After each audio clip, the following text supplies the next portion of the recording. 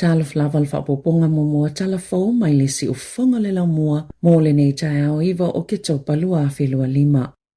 Ua whailoe se ripoti fau te lele tu samale se lau walu se fulu piliona tā la o le tau au whai o whale o lo tutu ilunga o ele manofanga tu matawhanga e o atu ile tau sanga ilua wheo no se fulu ua mawhaia na matua a whai na mawhaaleanga ina mai tu langa o ngaonga o le tau. I whaamaumau ngā le ripoti o le Our Marine Environment lua whelua 5 mai le matanga luenga mo le si o manga ma le ofisa fo inumera whaamaumawina New Zealand. E whai tau se lau wawhele o whainga o whale o lo tutu ilunga no whangai whaaleanga ina ngō fie no longa o whailua i le ripoti. Ua wawea na mawhanawhana o ngā Sami o New Zealand na ilo le tūlanga o yeile tele o ngā Sami o le laulangi. Ma ua telefo i ina tupu so o le wha umi ma o ngaonga le mawhanawhana o le whonga tai ma nisi lava o afianga mai le suinga o le tau. O atu i le tolu whaapasene le wawe atu na mawhanawhana o ngā Sami o New Zealand e to sai ma se whaamatalanga le fautua sini e su enga whaasaya nisi ale matanga alwenga le sio manga o Alison Collins i le leitio New Zealand. Iwa tasi pasene o manu whelele i le Sami New Zealand ma le tolu 5% o mea ola o le Sami ua whaamatauina pe ua i se tūlanga la matia mai ia whaafita auli. Sa ta ua le ripoti o le tausanga ilua whelua tolu pe tu samale lua se lau se fulu i wafe a inga po o fale e tu samale se lau valu se fulu piliona ta la no la tau au whai e tala whaatai o le atunuu e la matia ngō fie mai ni lo longa.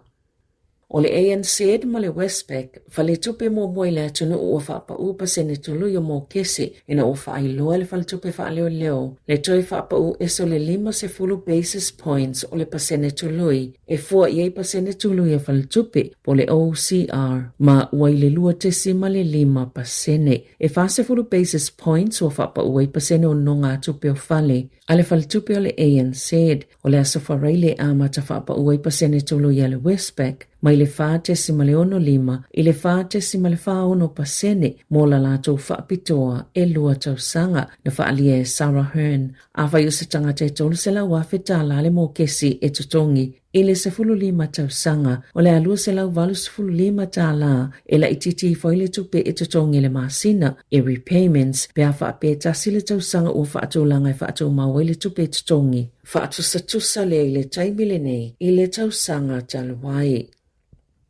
O le Avea McCain's Council, po le KC, o se tasi leo whaaiaianga pita mawalunga ngā luenga whaaloia, mai lalo i folotolu se lau fitu se fulu loia i Aotearoa New Zealand, o umeina lea whaaiaianga, o i lātou sinia ua pita sileo na ato atoa le whaatinonga, o lātou ngā luenga whaaloia, na whaalia le tamaita i loia o Tiana e Pati, ina ua ia mawaina le wala au mai le loia Silia New Zealand, Mata awatu i ate ele whautuanga e vea uia McKC na whailonga i nai le isi taimi longa o lana ngā luenga whaaloia. Wa lua se fulu tausanga o ngā lue le nei matata ma ua whaata mai se whai ngā malanga whaiwhai pia. Na amata mai lava i Samoa na saunua Tiana o iana o la e Samoa o lona tua a o le Samoa na soifua i le nu o sa le imoa. Ma mawaina se sikola sipia o ngai New Zealand ma avea i fo i maloia ma sa manino lava le whaosfianga mo i le ngā whaaloia. Ona na wa ai pia i lona tama e le ngata i lana ngā luenga whaaloia i Samoa aina fisosoani foi i ona lava tangata na malanga mailona ainga i New Zealand ina ua whaato as fultau sanga o Tiana. Mana avea lona tua a le afionga e au semi e pati. Ma wha amasino Pasifika mua mua i te tono New Zealand. O le lua afis fuluiva na avea i Tiana e pati ma Preston o le Society aloia i New Zealand. Ma avea i maulua i Pasifika mua mua ai ole tamaita i loia lona whafo i lea. Wa umia ina lea tūlanga tofi i le tala whaasolopito o le whaala potopotonga po le Society aloia a New Zealand. Wale fiele company telefonia le One New Zealand. Ona o se tasi fo i oso fa inga na fai e se tasi o lātou pōmo telefoni whiawhia ai i Wanaka. O lo so eina leo le mui Upton Street i le pōle a solua. E ese ai nisi os fa inga fa apea. E nisi o pōmo fsota inga ale company i nai maasina utuana iatu. Na ta uele One New Zealand. Mo whaaleanga ina la lātou pō i Wanaka. Mai maasina e toi whaaleleia ma whawai. E to samana se la wawhita lale tupe ua ngā. Ona o vaenga o whaaleanga ino le pou telefoni. Sa faalia fo Ellis Park, na yei fo iseos fa inga fa apea na tau suno ile po telefoni ala konexa i wana ka ile a solulu, e ui ele te le se vaenga na fa alea ngaina. Sa so ina fo ileo leo ni muna masalumia, lea na fa ina ini po telefoni fea vea i selua i Albert Town, na fief so ta inga le One New Zealand fa apea Ellis Park, ile masina o se tema.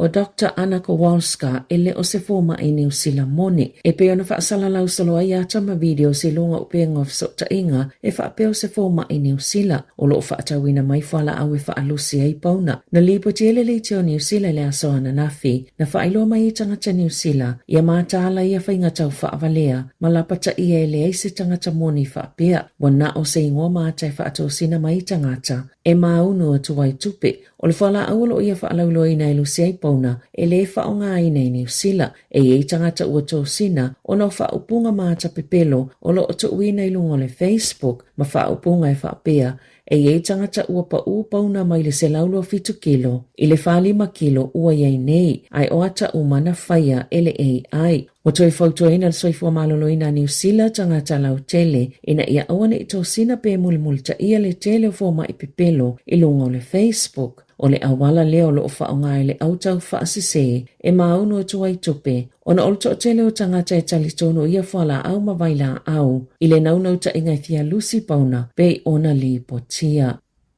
Na whaalia leo, ele i whaingo fiale tau mawhainga a se tama e sola ese ma le whale na mū. Le ana maalili wailo na tamamalo na usa i Parkland Speech i Aukilani. O loo whaanga solo le so engai le mata upule na tupu ile a solua o ke topa. Lea ua whaamaunia leo o se mū na whaia ma le loto iai. E to tolu na whaasawena e au fiale tama malona tina. A iei le tali tononga o le to lua le na maaliliu. O le tamae tolu ono tau sanga. Malona tali is fultasi tau sanga le matua, o le ise to lima iai ele ia whaina. Wawala auli leo su e to filau wha manuia wa ai lua, i tangata tua Oyo Mervale Drive, ina ia whao o atu ni ata o loo mawhaiona la tau mawaina, mai aso mua a ole itula i mai lea wha lave. I se whailoa ingam tu stala i leo aulia na nafi, na wha maoni ai leo, o se mū na whaia lava male loa.